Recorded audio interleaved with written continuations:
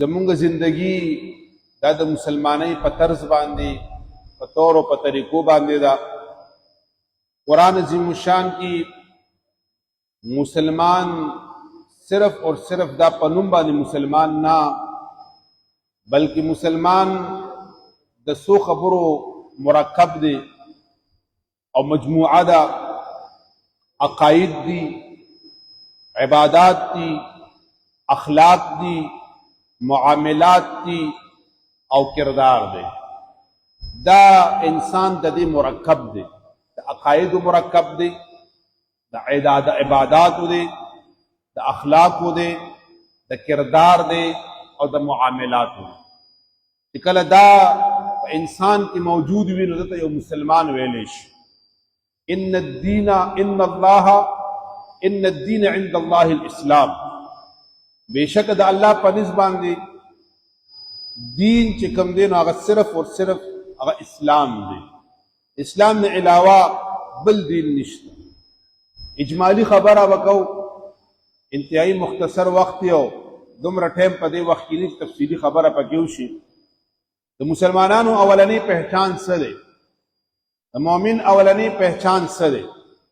د مسلمانانو د شناخت لپاره چې کوم اجمالی خبرې دي او غټه خبرې دي هغه ایمان دی اولنی چې کوم خبره د ایمان دی ایمان بالله ایمان بالرسول ایمان بالرسل ایمان بالکتب ایمان بالملائکہ ایمان بالآخرہ دا ایمانیات کی ایمان بالتقدیر والقدر خیره وشره من اللہ تعالی او دا غرنگی ایمانیات چې څومره دي نو دا د مسلمان اولنی پوړی ده بنیاد دی ته چری په ایمانیاتو کې د مسلمان او د یو انسان فرق راغی هغه د الله د ذات نه راونیسه تر محمد رسول الله پوری آخرت پوری څومره ایمانیات شي دي نو په دې باندې ایمان ضروری دی دویم نمبر دا توحید دی د امت مسلمه او د مسلمانانو د ټولو نلوي طاقت دا توحید دی ځکه الله رب العزت جل وعلا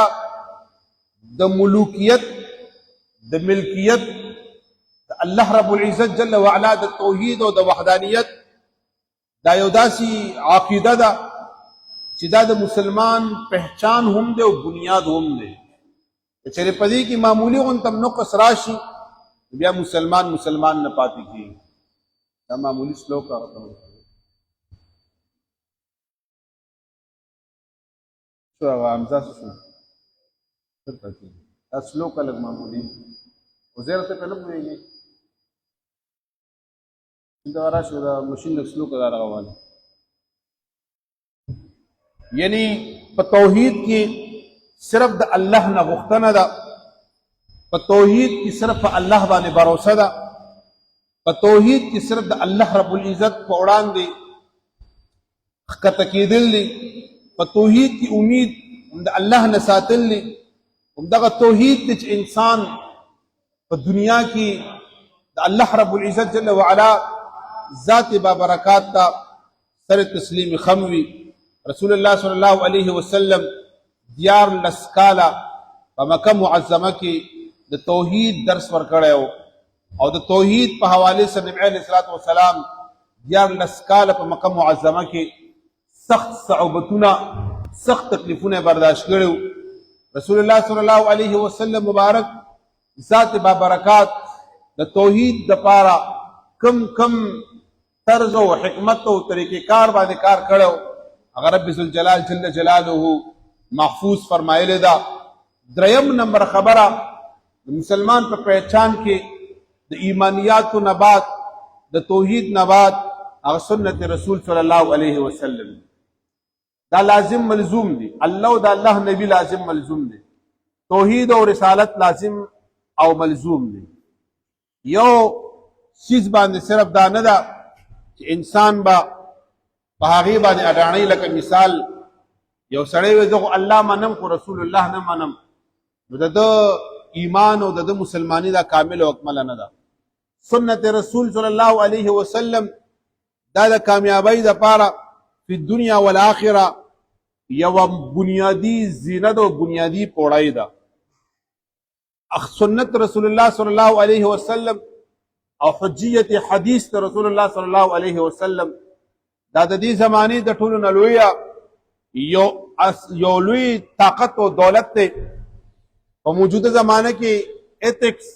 ملحدین، مستشرقین، هغه خلق چې د قرآن په رڼا او د قرآن په اډاڼه او قرآن یې مخې ته نیولي او هغې د رسول الله صلی الله علیه وسلم مبارک سنت مبارک چې کوم دی ختمول غواړي، سنت مبارکو نه خلق اړول غواړي، د سنت مبارکو په حوالې سره د انسان په زړه کې شکوک او شبهات اچول غواړي او دا ورته وینا کول غواړي چې هغه یو شخصیت بل طرف ته توحید دی، هغه د الله بنده یو طرف ته الله دی. نو دغه شکوک او شبهات اچي یره د الله رب العزت جل وعلا په مقابل کې پیغمبر، نو د الله په مقابل کې کله پیغمبر نه و نه کله پیغمبر شتا او نه پیغمبر د الله په مقابل کې ودرېدی شي. پیغمبر د الله رب العزت جل وعلا د احکاماتو نائب وي، د الله تبارک وتعالی جل د احکاماتو پیغام رسونکی وي. الله رب العزت جل وعلا یو خاص کرم په هغه باندې کړی. نو سنت رسول صلی الله علیه وسلم چې کم خارجي دي او کم ظاهري دي، یو باطنی او یو ظاهري، دواړه سنت رسول صلی الله علیه وسلم دی. سنت په ډېر اقسام دی. سنت په کردار کې دی، سنت په لباس کې دی، سنت په اخلاقو کې دی، سنت په معاملاتو کې دی، سنت په منځ کې دی، سنت په کاروبار کې دی، سنت په کور کې دی، سنت په میدان جهاد کې دی، سنت د انسان په بحیثیت پلار سنت د رسول الله، بحیثیت زوی سنت د رسول الله، بحیثیت استاد سنت د رسول الله، بحیثیت شاگرد سنت د رسول الله. یعنی سنت د رسول الله صلی الله علیه وسلم د انسان د زندګۍ په هر لحظه، هر ټیم او هر وخت کې د رسول الله صلی الله علیه وسلم سنت خپلول. یعنی لباس چې انسان اچي او په لباس کې دا خیال وساتي چې لباس زما په سنت د رسول الله صلی الله علیه وسلم موافق دی که موافق نه دی، زما ناستو ولاړه موافق د رسول الله ده که نه ده، زما چهره دا د رسول الله صلی الله علیه وسلم د سنت موافق ده او که نه ده، زما ډول ډال د سنت رسول الله مطابق دی که نه دی، زما گفتار د رسول الله صلی الله علیه وسلم د موافق دی که نه دی. نو دا سنت رسول صلی الله علیه وسلم صرف د منځنه بعد دا سنت ادا کول ته سنت نه وای، د رسول الله هر ادا سنت ته، د رسول الله هر قول سنت دی، د رسول الله هر فعل سنت دی. رسول الله مبارک چې کوم دی هغه دام فرمای چې د ټولو کې بهترین انسان په تاسو کې هغه انسان دی چې اخلاق یې خستی او زما اخلاق د ټولو نه زیات چې کوم دی نو خسته دي. نو دا دریم نمبر د مسلمان پہچان دی، ته د پہچان به دغه د کردار نه کېږي، دغه د اخلاقو نه به کېږي. څلورم نمبر سیز په عباداتو کې هغه اولنی منځ دی چې منځ د انسان درست وي زندگی به درست وي، منځ د انسان ټیک وي معاملات به ټیک وي، زندگی د منځ د انسان ټیک وي دغه انسان باندې به د رب ذوالجلال جل جلاله د طرف نه لوی پرزونه کېږي. منځ یو بنیاد دی، الصلاة معراج المؤمنین دی، دا د مؤمن دپاره معراج دی، معراج د عروج نه وتی دی، عراجه نه وتی دی. یعنی دا عروج او معراج دا بلندی ده، دا پرواز دی، دا بلندوالی دی، دا اوچتوالی دی، دا قربت د الله رب العزت دی، دا معرفت د رسول الله د الله دی. یعنی منځ یو داسې بنیادی د انسان په عباداتو کې اولنی عبادت دی چې څرنګه فرمای د انسان په بدن کې یو ټوکړه ده چې کله دا روغ وي ټول بدن به روغي،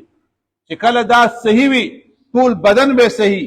کله چې دا صحتمند وي ټول بدن به صحتمند وي. هغه زړه دی. زړه که زړه د انسان پاک وي، زړه د انسان د معرفت الهی نه ډک وي، زړه د انسان د محبت نه ډک وي، زړه د انسان د مینې نه ډک وي، نو دغه انسان به ټول انسان د محبت نه ډکي، د مینې نه به ډکي. دغه انسان دغه زړه که د بغض نه ډک شو، د کینې نه ډک شو، د حسد نه ډک شو، دا سړی بیمار شو، سترګې بیمار شوې، وګونه به بیمار شي، جبه به بیمار شي، ډیپریشن مریض وي، د پریشانۍ مریض وي، د بېخوابۍ مریض وي. صرف اور صرف زړه د انسان چې کله ټیک وي نو قاقلی صرف صلح الاجساد، ټول جسم به وي ټیک وي، د انسان مکمل جسم به ټیک دک کرنګي. په عباداتو کې اولنی عبادت منځ دی، که منځ د انسان ټیک وي، روزه به هم ټیک وي، عمره به هم ټیک وي، حج به هم ټیک وي، زکات به هم ټیک وي، نفلی صدقات به هم ټیک وي، کردار به هم ټیک وي، اخلاق به هم ټیک وي، که چېرې منځ ټیک وي. که منځ کې سستی وه، منځ کې غفلت و، منځ یې منځ نه او منځ یې صحیح نه و، نو دغه انسان به چې کوم دی نو لوی لوی چې کوم دی نو په مسایلو مصیبتونو کې وي. دا منځ د سکون یوه ذریعه ده، منځ د ایمان یو لوی علامت دی. نو دا څلورم نمبر خبره پہچان د مسلمان دی. پنځم نمبر خبره د مسلمان دپاره چې د هغه تعلق به د قرآن سره ډېر جوخت تعلق وي، ډېره ښکلې او نږدې رشته به د قرآن سره وي. زمونږ د ټولو نه لوی نقصان دا د قرآن نه لرېوالی دی. زمونږ په قرآن په کور کې موجود دی، لیکن د قرآن نه استفاده، د قرآن نه فایده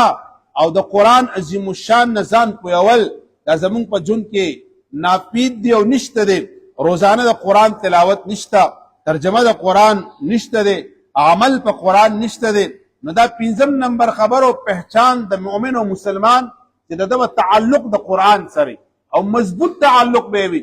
صرف د تلاوت پورې به محدود نی، صرف د عمل پورې محدود نی، تلاوت د قرآنم، عمل په قرآنم، پوهېدل په قرآن باندې چې کوم دی نو دا لازمي ده. شپږم نمبر خبره د یو مسلمان مؤمن دپاره چې هغه به خپل هغه اعمال چې کوم په ده باندې فرض دي د هغې علم به یې ورته، یعنی دی به عالم وي په هغه څیزونو باندې چې کوم په ده باندې فرض دي. مونځ په تا فرض دی، په کار دی تا ته د مونځ فرایض معلومي چې څو فرض دي پکې، د مونځ واجبات درته معلومي چې څو واجبات دي پکې، د مونځ سنت درته معلومي چې څو پکې سنت دي، دننه څومره دي، بهر څونه دي، مکروهات درته معلومي، مفسدات درته معلومي. دغه رنګې اودس دی، په کار دی تا ته پته چې په اودس کې څو فرض دي، په اودس کې څو سنت دي، په اودس کې څو مکروه دي، په اودس کې څه شی نه حرام دي، کم کم شی نه پرې کول دي، کم کم شی نه دي کول. نو دا ګوره یاد ساتئ چې دا په هر مؤمن مسلمان زنانه او نارینه باندې دا واجب دي. که چېرې دا علم چا حاصل نکو نو دا ګناهګار پاتې کیږي. دا هغه علوم دي چې دا په هر چا باندې فرض دي. په چا باندې زکات فرض شو نو د زکات تمام احکامات به دې زده کوي. که یو انسان باندې روزه فرض شوه نو د روزې تمام احکامات به چې کوم دي زده کوي. مونږ ګوره دنیاوي لحاظ سره وګوره چې کوم یو انسان کومه پیشې ته لاړ شي نو د هغه پیشې چې کوم اسرار او رموز وي او د هغې کوم علوم وي او د هغې کوم پوهه وي او د هغې په حوالې کوم سکلز وي یا د هغې څومره فنکشنز وي هغه ټول فنکشن هغه زده کوي، هغه ټول کیورډ زده کوي، هغه ټول علم زده کوي. چې هر فیلډ کې سړی وي، یو سړی آی ټي هغه فیلډ ته لاړ شي هغه د آی ټي په باره کې مکمل معلومات لري. یو سړی ډاکټر شو هغه د ډاکټرۍ باره کې مکمل معلومات لري.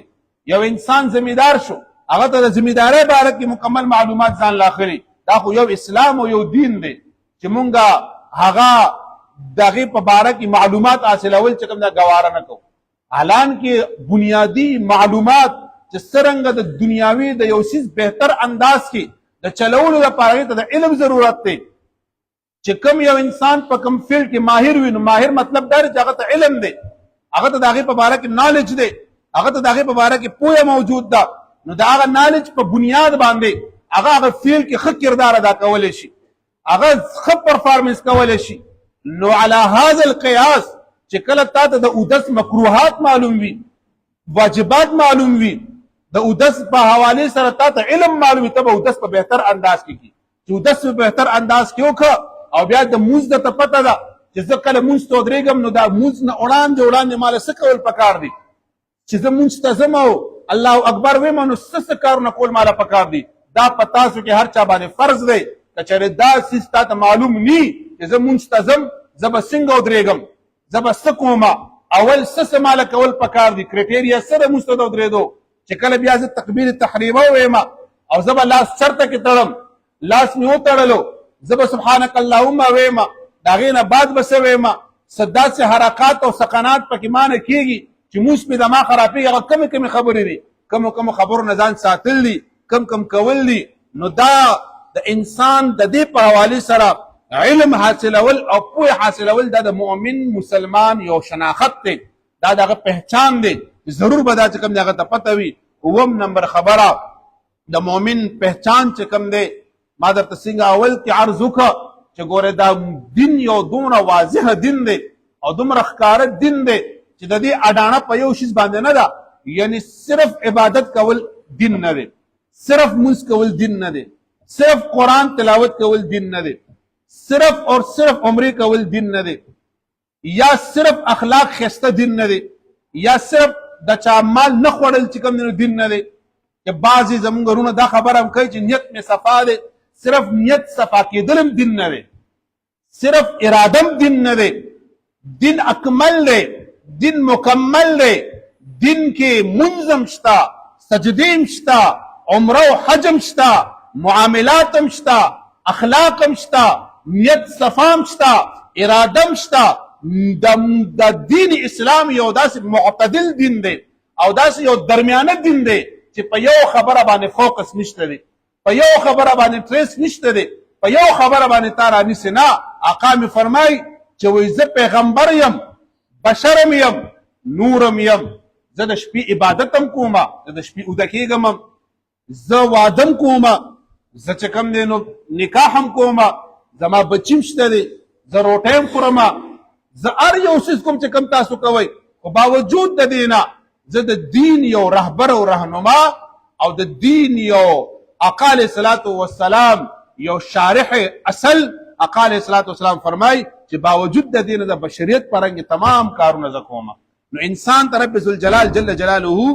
دا یو لویه مرتبه او مقام ورکړی دی اسانتیا ورته راوستې ده نو اخلاق چې کوم دی د اووم نمبر د مسلمان پہچان دی او په اخلاقو کې څه شی دی په اخلاقو کې رښتیا ویل دي وعده پوره کول دي امانتداري کول دي معاف کول دي او صبر کول دي دا اخلاق دي دغه اخلاق دي او اخلاق هغه اخلاق دي چې کله ته د کمزوري په وړاندې خپل اعلی اخلاق استعمال کړي د کمزوري په وړاندې دغه چې کوم دی نو هغه اخلاق چې کوم ته اصل اخلاق ویلی شي چې کله طاقتور یو طاقتور په وړاندې ستا خوله بنده ده اخلاق دې ښایسته دي او جي ده مخامخ انسان طاقتور دی نو دا اخلاق نه دا مجبوري ده دا خو ته مجبوره یې چې داسې کې چې کله ته مجبوره نه او کله ته په طاقت کې اقتدار کې هغه وخت کې ستا اخلاق ښایسته شو یو غریب سره نورم که اسانه کم یو کمزور انسان سره ستا ماتحت سره هغه سره ستا اخلاق او هغه سره ستا کردار او هغه سره ستا نرم خوی دا حقیقت کې چې کوم دی نو اخلاق دي چې رب ذوالجلال جل جلاله دوی ته ډېر لوی مقام ورکړی دی اتم نمبر خبره پہچان د مسلمان هغه د والدینو خدمت دی د والدین یو لوی اکائی ده بنیادي اکائی د معاشرې ده بنیادي اکائی د معاشرې ده والدین دي چې د والدینو خدمت په د مسلمان پہچان دا دی الجنة تحت اقدام الامهات نبی علیه الصلاة والسلام فرمایي او پلار د هغې دروازه نبی علیه الصلاة والسلام مبارک فرمایي نو بنیادي اقایي په معاشره کې د روغتیا دپاره هغه د والدینو خدمت دی د هغوی په دعاګانو سره زندگی بدلیږي د هغوی په دعاګانو سره تقدیر بدلیږي هغه تقدیر چې بدلیږي نه تقدیر بدلیږي نه خو ها تقدیر فرمایي چې په درو چیزونو باندې بدلیږي انسان تقدیر او مقدر دا په درو خبرو باندې بدلیږي وګرنه نه بدلیږي یو د مور او پلار دعا ده د انسان تقدیر ورسره بدلیږي غربت یې په مالدارۍ بدلیږي دا پریوت قسمت یې په اوچتوالي باندې بدلیږي انسان غریب یو مالداره کېږي د مور او پلار په دعا باندې بې سکونه په سکون سره د مور او پلار په دعا باندې راځي دویم نمبر نبی علیه الصلاة والسلام مبارک فرمایي چې تقدیر په نیکو اعمالو باندې بدلیږي یو انسان نیک عمل کړي خو هغه عمل چې په خلوص باندې شوي او خلوص پکې موجود وي نو تقدیر ورسره بدلیږي تاسو به اورېدلي پښتو کې یو خبره چې چا باندې یو حادثه راشي یا څه مسله پرې راشي او بچ شي هلکه وایي څه نیک کار دی کړی چې بچ شولې وایي څه نیک دی کار دا دې حدیث ته اشاره ده چې حدیث مبارکو کې راځي یو نیک عمل کول سره د انسان لوی مصیبت ختميږي، لوی غم ختميږي. د دې د وجه نه فرمایي چې نیکی وړي او کلوې نیکیان کوي، په نیکی کې به ګورستغه نه کوي، سټاپ نه راولي چې ما یو نیکیو کو بس بل نه کوم، یو میو کو بل نه کوم. ستا زندگی پرتر ستا باندې مصیبتونو سټاپ نشته، پتا د پریشانو سټاپ نشته، پتا د امتحان سټاپ نشته، پتا د ازمایش سټاپ نشته. نو چې څرنګه ستا په جون کې پتا باندې سټاپ نشته د امتحانونو، د ازمایشونو، د مصیبتونو، د غمونو، د پریشانو، نو ته د هغې دپاره ابتدا کې چې کوم دی نو خپل ځان سیف کا او د هغې دپاره ته سوده او د هغې دپاره کار برابر کو، ته نیک اعمال کوه. هر قدم هر لحظه ته نیک اعمال کوه. دا نیکی چې کوم دی دا ضایع کیږي نه، دا د الله قانون نه دی. قرآن کې الله فرمایي چې د هیڅ یو ما مثقال ذره خیرا یره ومن یعمل مثقال ذره شرا یره. الله قرآن کې واضح فرمایلی ده چې د ذرې برابر نیکی چوکنو بدله به فی الدنیا والآخره ورکوم، او ذرې برابر شروع نیکی فی الدنیا والآخره به د هغې بدله ورکومه. د انسان دا نیکی داسې ده چې دا انسان تقدیر بدلی. او بل الصدقه، صدقه یو داسې څیز دی چې دا د انسان تقدیر بدلی. امام غزالی علیه رحمه دعا هم لیکلې ده چې دعا سره تقدیر بدلیږي. دعا چې انسان کوي تقدیر ورسره بدلیږي. او بیا فرمایي چې دعا په درې قسمه ردی چې کوم دی نو حالات دي د دعا درې قسمه. دعا چې انسان وکړي نو هغه دا نه زمانه دعا لاړله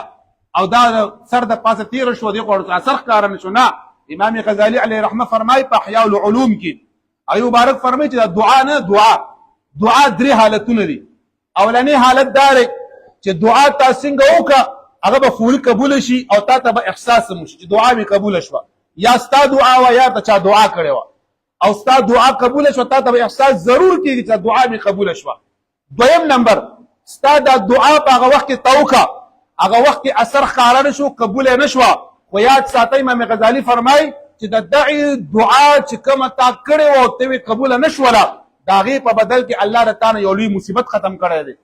یو لوی حادثه دې نه ختمه کړې ده، تا له سیفټي ځای په بدل کې در کړې ده. او دریم نمبر فرمایي وایي چې په ورځ د قیامت او د ورځ د آخرت باندې دا څومره دعاګانې چې شوي وي او تاسو دا دعاګانې کوئ څومره چې شوي وي، وایي په ورځ د قیامت باندې به د انسان عملنامه چې راکولو کي نو وایي دې چې وګوري هغه عملنامه به د نیکو نه ډکوي او ډېرې نیکیانې به پکې موجود وي، ډېرې نیکیانې. دې به فرمایي چې یا الله دومره نیکیانې خو زما نه وي چې دا دومره ډېرې دي. الله رب العزت جل وعلا ما یلیق بشانه او به فرمایي چې ای بنده دا څومره اعمال نیکیانې چې ته ګورې چې ستا د وهم او ګمان نه هم زیاتې دي، دا ټول ستا هغه دعاګانې دي، دا هغه دعاګانې چې په دنیا کې تا زما نه غوښتې وي، ما هغه قبولې کړې نه وي خو دلته مې درله ساتلې وي، بدله مې درله دلته کې درکړه. نو آقا علیه الصلاة والسلام فرمایي څه حدیث دی امام بخاري رحمت الله علیه راغستی دی، هغې مبارک فرمایي وایي چې دا انسان به وایي چې کاش ای ربه کاش په دنیا کې زما یو دعا نه وي قبوله کړو بدله دلته ماله د ټولو راکړی وي. نو دعا دومره یو بهترین هسې خو ورته محق العباده نه وایي، هسې خو ورته اصلاح المؤمن نه وایي. نو دې د وجې نه زمونږ او ستاسو د دې پریشانو حل سره د دې سره چې موږ به عمل کوو، د عمل نه بغیر ګورې یو څیز هم نشته دی، صرف په دعاګانو نه کېږي. ښه دا هم د کمزوري ایمان والا سړي خبره ده. مؤمن چې وي دی به مجاهد وي او دی به ریاست کوي، دی به حرکت کوي، دی به محنت کوي، دی به منډه وي، دی به د دې مثال پیغمبر اسلام دی آقا علیه الصلاة والسلام نه څوک زیات الله ته نږدې نو 14 کاله زندګي وګورئ، تاریخ د مکې معظمې وګورئ، د هغې د ماشوموال نه تر 40 ساله پورې د هغې محنت، د هغې جدوجهد، د هغې کوشش، د هغې چې کوم جهادونه په غار عراق کې، په شام ابي طالب کې، پر لکونو واقعات د نبی علیه السلام د ژوند چې هغې کې آرام نشته، په هغې کې خوبونه نشته، په هغې کې بانی نشته، په هغې کې دا نشم کولی هغه نشم کولی، ذهن مې کار نه کوي، پیسې را سره نشته دی، دا چې کومې باني مونږ کوو دین دپاره، دا کومې باني خپلې کامیابۍ دپاره کوو، دا په دین کې نشته، دا د انسان په تاریخ کې نشته، دا په یو مذهب کې هم نشته، دا سستی، دا غفلت، دا بانی، دا څیزونه په یو مذهب کې نشته، اسلام کې به درجه اوله دا بالکل نشته دی. زمونږ د ټول اسلام تاریخ د دې نه ډک پروت دی. نو عرض مې دا کولو چې صرف اډانه په دعاګانو نه ده ښه چې تاسو به دعاګانې کوئ تعالی به کور له راځي، دا غلطه خبره ده، دا بالکل غلطه خبره ده. دعاګانې به هم کوئ خو عمل به هم کوئ. صحابه به څه وکړه صحابه به عمل وکړه مهنت به وکړه بیا به الله سجد کو اللهم تقبل منا بیا به رب وسره نه قبول کی دا نه چې تا کار کړی ني عمل دې کړی ني او ته رب مال راکې رب ورکول شي خو د رب قانون نه دی رب ورکول شي آدم علیه السلام به وسیله پیدا که قانون نه دی بی حوا د آدم نه پیدا که خو قانون نه دی د الله عادت نه دی عیسی علیه السلام بغیر د پلان نه پیدا کول شي خو نه دی قانون د الله صالح علیه السلام او خه بلار برکار نه پیدا که خو نه دی قانون د الله الله تبارک وتعالى جل وعلا د موسی علیه السلام ته معجزات ورک عیسی علیه السلام ته ورک دا رب خو کول شم خو نه رب ذل جلال جل جلاله عادت نه دی فطرت باندې رب ذل جلال جاری دی د دې د وجنه مهنت بتاسو کوي نتیجه به په الله باندې پرې دی حرکت بتاسو کوي برکت به الله پکې اچي کغه دنیاوی او که دینی نیت روغو ساتي په دنیا کې خټک مهنت وکي خستخولي دنیا وګټي او د الله د رضا او د دین د پاره چې کوم نه لګوي خپل نیت او اراده دا وکي چې زما سمرا مهنت او کوشش دې دا دې لپاره کوم چې دین خدمت په باندې وکم د دین متین خدمت په وکم د قران خدمت په وکم دغه نیت به الله پاک تاسو د پاره بهترین ګرځي رب ذل جلال جل جلاله دې زموږ او تاسو دنیاوی او دینی تمام الله مشکلات حل وګرځي او رب ذل جلال جل جلاله دې په دین متین باندې موږ تاسو ټول د عمل کول الله توفیق را نصیب